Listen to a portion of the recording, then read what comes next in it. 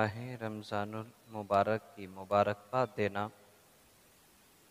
اب اس پر دو چیزیں سامنے آتی ہیں ہمارے معاشرے میں۔ ایک میسیجز چلائے جاتے ہیں کہ جس نے سب سے پہلے ماہ رمضان المبارک کی مبارکباد دی اس پر جنت واجب کر دی جاتی ہے، اور دوسرا بات یہ ہے کہ کیا مبارکباد دینا جائز ہے؟ یہ دونوں الگ الگ چیزیں ہیں۔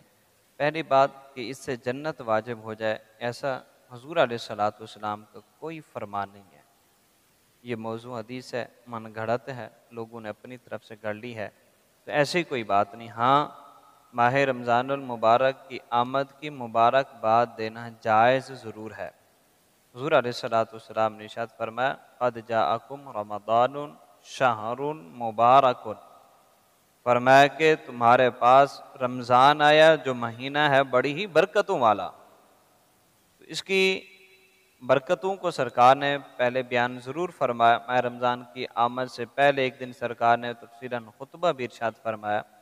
اس کی مبارکباد دینا جائز ضرور ہے، لیکن اس کی وجہ سے کہ جنت واجب ہو جائے ایسی کوئی بات نہیں، ایسی کوئی حدیث مبارکہ نہیں۔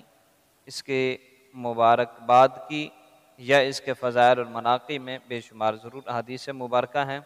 خالق کائنات ہم سب کو یہ ماہ رمضان المبارک اپنی ہی عبادت میں بسر کرنے کی توفیق عطا فرمائے، اور اس مہینے کو خالق کائنات حکم الحاکمین کی رضا کے مطابق بسر کرنے کی توفیق عطا فرمائے۔